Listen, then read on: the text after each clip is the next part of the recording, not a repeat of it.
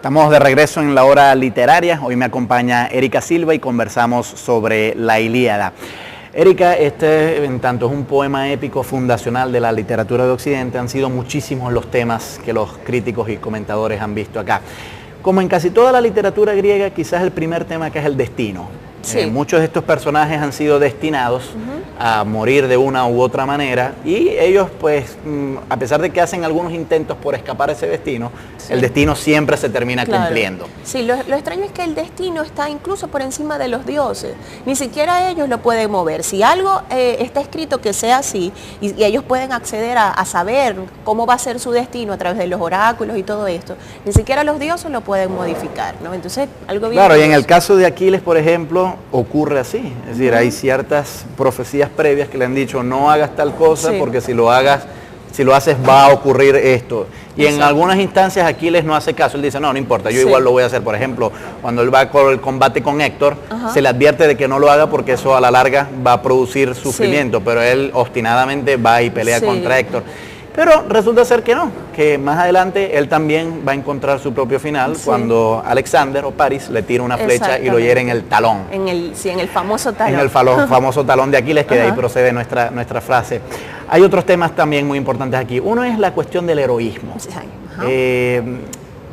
Hay, digamos, personajes muy virtuosos acá, como por ejemplo Héctor, que tiene realmente la gran virtud cívica de defender a su patria. Hay otros personajes que no son tan virtuosos como Paris, es decir, que ciertamente pueden tener mucho atractivo sensual, etcétera, pero que no han cumplido el deber. Y pareciera que a lo largo del poema, pues Homero sí se coloca del lado de aquellos que exhiben virtudes militares y que tienen el deber de defender a la patria. Sí, este elemento educativo es muy importante, ¿no? Porque hay que recordar que también Homero se dice que estaba relacionado con la aristocracia. Era una historia para la aristocracia, para aquellos que eran superiores. Entonces, ¿cómo educar a un pueblo? ¿Cómo se educaba el pueblo griego? A través de sus ideales, viendo cuál era el modelo de hombre a seguir. Y me parece que en la Ilíada está bien, más o menos claro, diría yo, cuáles son las reglas y las normas que el pueblo debe seguir y cuáles debe evitar. La desmesura, por ejemplo, de Aquiles, que luego va arrepentido y a mí me parece que hay un arrepentimiento, ¿no? Cuando le entrega el cuerpo finalmente a Príamo. Él va a decir...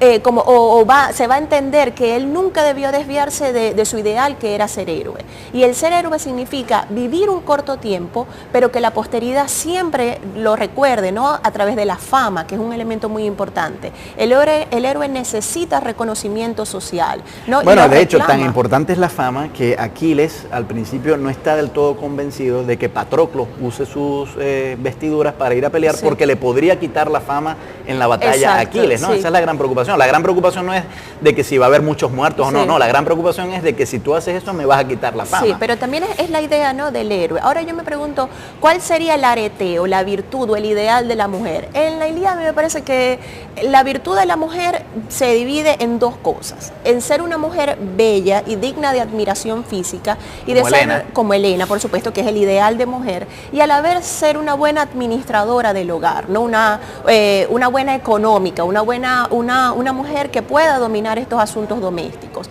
Y Helena también lo era, porque hay que recordar que Helena no es que estaba enamorada de Paris, ella es obligada, y aunque Helena es un premio para Paris, ella siempre está recordando, porque ella tiene una hija incluso con Menelao, que es su esposo, y quiere volver con él. Ella está allí porque, bueno, le toca, ¿no? Pero en ningún momento ella, como mujer de su hogar, quiere estar con Paris. Bueno, aunado a eso, yo diría que las relaciones de pareja tienen un lugar bastante prominente también en la Ilíada, y no solamente heterosexuales, sino también existe la posibilidad de algunas relaciones homosexuales, como por ejemplo la de Aquiles y Patroclo. No es del todo claro, porque no se hace tan explícito en la Ilíada cuál es la relación exacta de ellos, pero sí sabemos por fuentes históricas que la homosexualidad pues había una actitud mucho más laxa respecto a ella en la antigua Grecia, y que en el ámbito militar se daba con mucho más énfasis. Entonces, claro, como se presenta la relación entre este general y un subordinado, el general es Aquiles y el subordinado es Patroclo,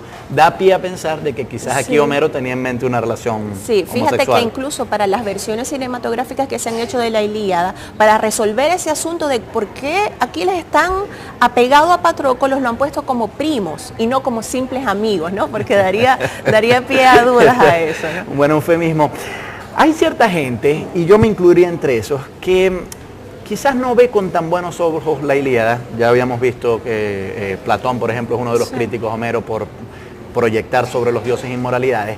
Lo que a mí me preocupa de la Ilíada es que muchas veces se constituye como un canto que enaltece la violencia. Sí. Entonces, claro, el ser guerrero, el matar gente, el causar daño, en vez de censurar eso y decir eso es peligroso, no hagamos ese tipo de cosas, volteemos la mejilla, etcétera, no, más bien se invita a que el ideal griego es el perjudicar a los demás y el imponerse con la fuerza, ¿no? Sí, y es que la historia se da precisamente entre guerras, ¿no? Cuando están descansando, en realidad es un periodo muy breve, porque eso es precisamente la característica de la epopeya, ¿no? La guerra y la descripción, que es una de las cosas más hermosas, la descripción de las naves, de las armaduras, ¿no? Es una de las cosas más bonitas. Otra de las ideas es que yo creo que el legado, uno de los tantos legados que nos ha dejado la Ilíada, es la idea del héroe, ¿no? Todavía en nuestra sociedad vemos los héroes, ¿no? Vemos ese hombre que lucha, que está, digamos, olvida un poco sus intenciones personales, el crear una familia y todo esto, para dedicarse a la sociedad, ¿no? Claro, el asunto es que nuestra palabra héroe generalmente invoca actos de altruismo y de solidaridad y de ayudar a los demás. Y no es propiamente así lo que los griegos entienden por héroe. Los griegos entienden por héroe es aquel que se enfrenta a retos colosales y que con todo los vence, sin importar tanto las virtudes de altruismo o solidaridad respecto a los demás. Incluso el héroe suele ser egoísta y soberbio, ¿no? Y esto se veía como una virtud. El héroe, que merecidamente se llama héroe, podía ser incluso hasta engreído, como algunas veces parece ser Aquiles, ¿no? Cuando se le suplica que va a morir su ejército y él dice, bueno, no me importa. Claro, hay otras virtudes también que se manifiestan en otros héroes, por ejemplo, Odiseo, en ciertas ocasiones manifiesta más bien su astucia. Y Homero, no tanto en la Ilíada, sino más bien en la Odisea, divulga la idea de que las hazañas se logran no solamente mediante la fuerza bruta, sino que también empleando la astucia. Amigos, hemos llegado al final de la hora literaria. A nombre de Erika Silva, quien les habla, el profesor Gabriel Andrade, les agradece su sintonía y los esperamos la semana que viene.